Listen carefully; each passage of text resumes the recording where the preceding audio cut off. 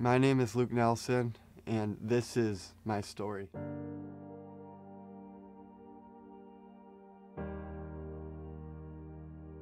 Before I was born, I had a blood clot in my brain, and as a result, I lost a third of my cerebellum on the bottom right side. And when I was born, the doctors, they called me the miracle baby, because most infants wouldn't have survived something like that, but since I did survive, I wasn't supposed to have a normal childhood. I had to go to therapy to learn how to throw a ball, catch a ball, pick up a ball. I even remember standing in the hallway at therapy time after time again, and I'd have to run down the hall, try to pick up this ball and bring it back. But every time I'd run down that hall, try to get this ball off the ground, I would always miss it to the left or to the right. I had to learn how to ride a trike. The problem wasn't that I really didn't know how to ride a trike, but the problem was every time I got on this trike, I'd start pedaling. I'd always veer off to the right. Every time I'd run straight into the wall. And that was due to my right side being so much weaker than my left as a result of the blood clot, as a result of losing that piece of my brain. And I remember that first day of high school. I remember going home, just tears just running down my face, just begging my parents to homeschool me. I would have done anything not to go back one more day. I would have done anything just to feel accepted, just to fit in for one day. And I thought that first day of school was the worst day of my life. And I knew it had to get better from there. Because if it didn't, I don't know what I would do. I don't think I could live. And then there was the second, the third, the fourth, so on and so forth, days of school of me going home. Just tears running down my face, just bawling, just begging my parents to homeschool me. I would have done anything not to go back one more day. I would have done anything just to be accepted.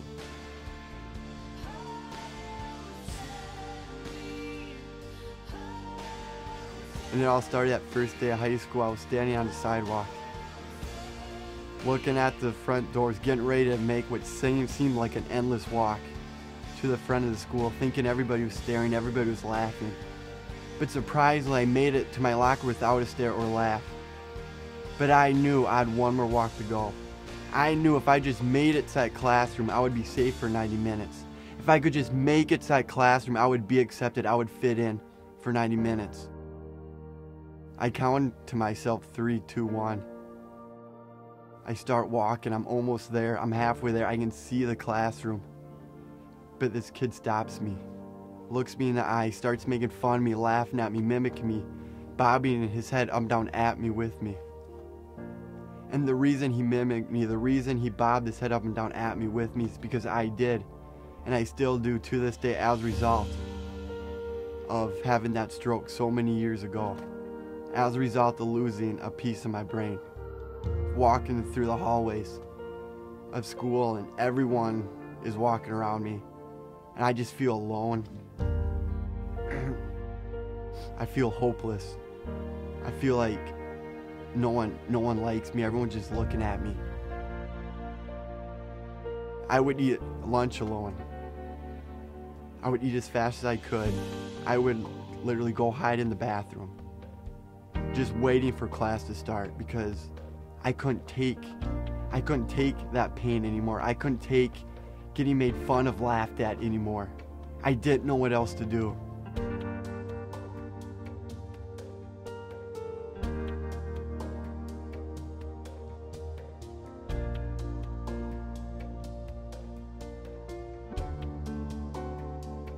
I remember it got to a point where I started believing all those lies that I wasn't good enough, that I would never fit in, I would never be accepted, I was a failure, an embarrassment to my parents, my friends, my family.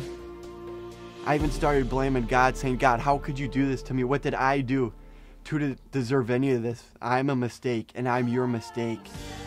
I started blaming God.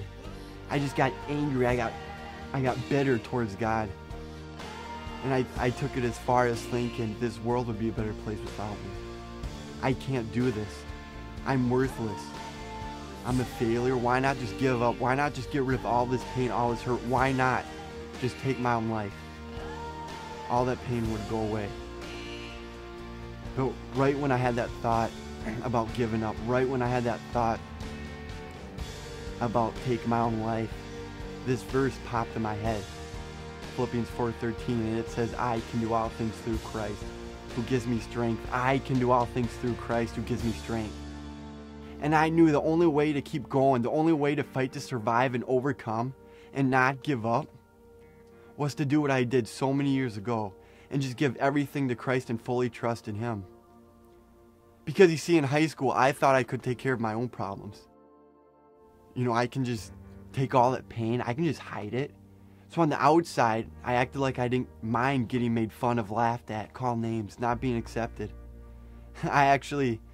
These kids would make fun of me and I would make fun of myself with them to show them like, hey, I don't care, make fun of me. But really on the inside, I was full of pain, full of hurt, I was full of scars. And I knew the only way to keep going, to keep fighting and not give up, was just to start telling myself, like I did so many years ago, I can do all things through Christ who gives me strength. To start telling myself that I am made in Christ's image for His purpose, for His glory. And if I just give everything to Christ, if I would just fully trust in Him, yeah, I still got made fun of. Yeah, I still got laughed at. I wish I could say, since I just gave everything to Christ and just fully trusted in Him, everything was fine. But there were still many hurdles. There was many struggles.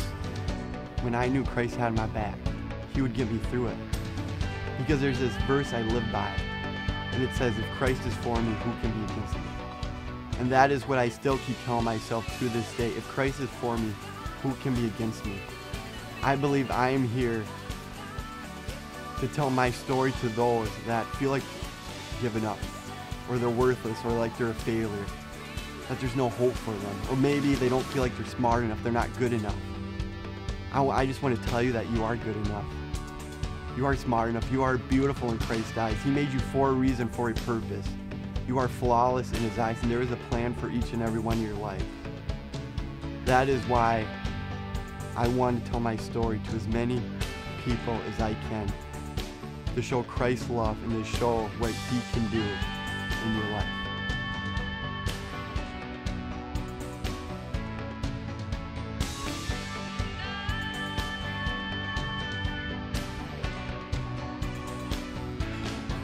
I'm Luke Nelson, and this is my story.